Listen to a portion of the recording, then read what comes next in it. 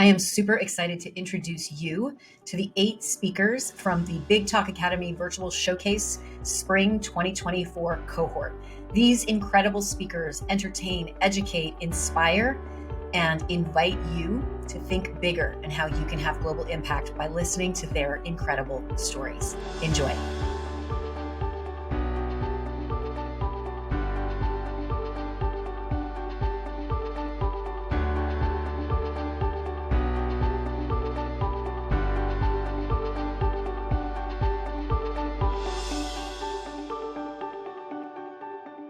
Gill McKay is a sobriety guide and educator coaching successful professionals to become alcohol-free.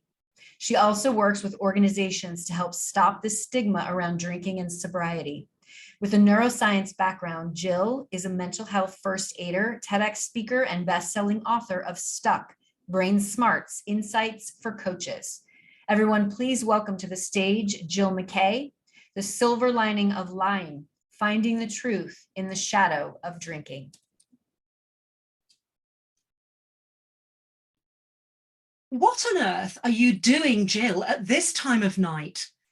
10 years on, I can still feel the visceral shame of hearing my neighbour John's voice as he amusingly watched me stash 3 empty bottles of Chardonnay into his recycling bin at midnight. Caught in the act, caught in a shameful secret, caught in a lie. I was a liar for decades until I ditched the demon drink and reclaimed my truth. The spiraling relationship between lying and alcohol consumption is a sobering reality that often goes unnoticed. Yet there comes a point when we become so tied up in our distortion of the truth that lying becomes just part of who we are. And then, rather than lying to disguise the amount we're drinking, we drink to make our deceit more palatable. All drinkers live secret lives. Secrecy feels shameful. The shame silences us, which then feeds the isolation, and then compounding the lying in a vicious circle. A fictitious narrative becomes a home for our compounding secrets and lies to help us to show up in the facade of fully functioning. But deep inside, we don't feel safe in that home. Through our lies, we feel a shrinking sense of misalignment, of internal conflict with our diminishing, disappearing, drowning values. So we numb out the truth with even more alcohol. Alcohol lied to me. It lied about stress relief, social lubrication, liquid courage. And I believed its promises.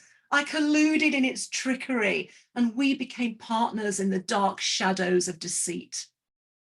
My lies weren't just about stashing bottles in John's recycling. Oh no, they were part of everyday life. I lied about my headaches and my bruises from bumping into furniture being menopause symptoms. I lied about my choice of holiday for its cultural ambience, when really it was about the all-inclusive drinks package. I lied about my love of ironing in the relaxing haven of my utility room, when in reality, I could sneakily glug away with no one looking. Lies, they are like toxic waste. They spread destruction everywhere, causing harm to all they touch. Yet I allowed the lies to erode my closest relationships. I allowed them to slap the face of the love that I was offered every day. I allowed my toxic waste to continue its spread. Perhaps the biggest lie I told was, oh, tomorrow will be different. Tomorrow will be the day that I get my act together. Tomorrow I will deal with my drinking. Oh, we lie loudest when we lie to ourselves. When lying became my pattern, I hadn't realized that I wouldn't just lose trust in myself and respect for myself, but I would lose myself, my whole self. And it was in that agonizing, empty, shameful sense of loss that I found a way forward, recognizing that continuing to lie, it was a guarantee of an unhappy, exhausting, shameful, incongruent life.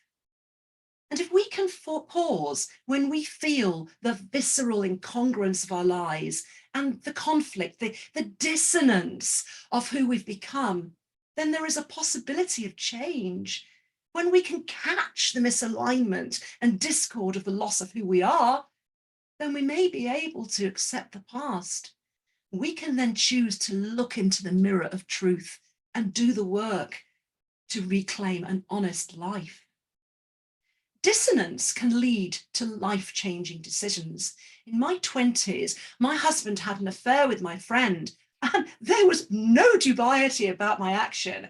I couldn't live with the lie of their betrayal within every cell of my body. I knew that I needed to live an honest life and not stay with a lying partner or friend. I found out that honesty was one of my core values. And then I stamped all over it with my escalating drinking and lying in the decades that followed. Like musical dissonance, where the chords clash and collide out of harmony, living in dissonance with my values felt like I was a cheat, just like my ex-husband and friend all those years ago. Liars are experts in dissonance. After all, surely a lie is a distortion of the truth, a conflict with what is real and true. And that expertise becomes automatic behavior through daily use and practice as an unconscious modus operandi, a way of surviving addiction. But the human psyche knows, no matter how much we dilute our potential with alcohol, our unconscious actions will always bubble up when we have moments where we have no option but to become aware of the liar that we have become. Yet these repulsive, painful nanoseconds of truthful dissonance, they're gifts. They offer a beautiful silver lining, shining an opportunity for change. And when we can catch these dissonant moments, hold them tight and don't push them away, then we can climb out of the shadows and create a new life. Dissonant moments multiplied for me to finally become truthful about lies. The erosion of my self-esteem, the humiliation of my continuing lying, the shame I spilled into my nightly secret journal, all collided to a decision to stop drinking in 2017. I quit drinking because that collision told me that I didn't like myself, that I could no longer live in discord with my values because of the revulsion and shame of the impact of my lying. When I look back, I see a woman who learned that her way forward was through acceptance, forgiveness, self-compassion and love. A woman who had the guts to allow vulnerability in as a way to learn to be honest.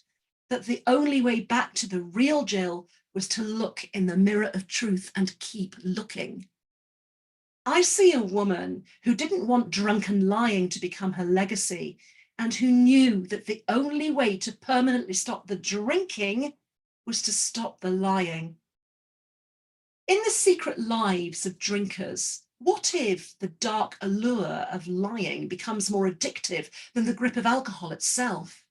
Could it be that unraveling the web of lies proves pivotal in breaking the chains of addiction, paving a robust route to long-term sobriety? And is it possible that in recognizing the dissonance of who we've become as a liar, not as a drinker, that we can then start the honest work towards sustained recovery? We need to eradicate lying and dishonesty to build a better world, a compassionate, honest world where we all feel safe, seen, supported, heard, and witnessed. And in that world, imagine if we can pour hope and light into the shadow of addiction simply by telling the truth. Amazing, amazing, amazing. So good, Gill. Thank you, thank you, thank you. So proud of you. Sound is great, video is great, wardrobe is great, set is great. All the virtual components to making you a successful virtual speaker on point.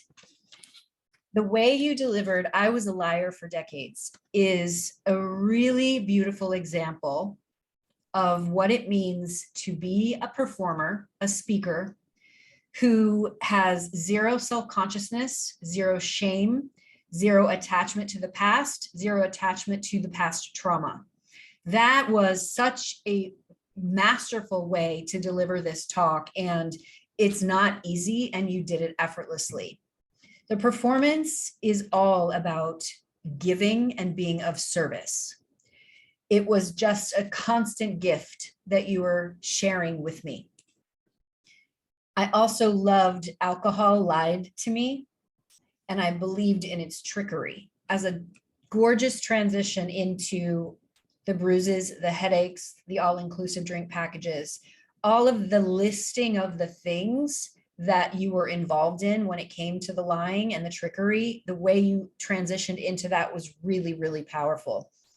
You are a powerful, relatable, loving speaker who has complete command of the material and of your physical performance.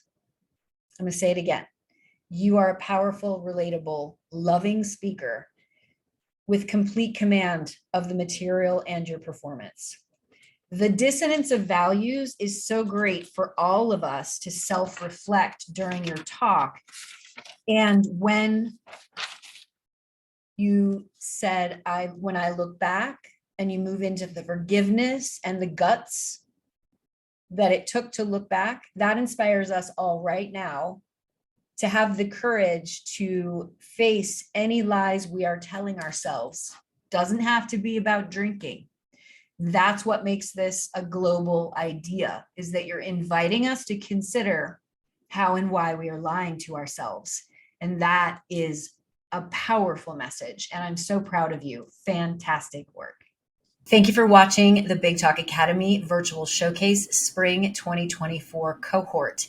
If you love these talks, definitely share in the comments so that we can fully support you. And if you want to get on my big stage, head over to thebigtalkacademy.com so we can make your dream of having impact a reality. Big love. Mwah.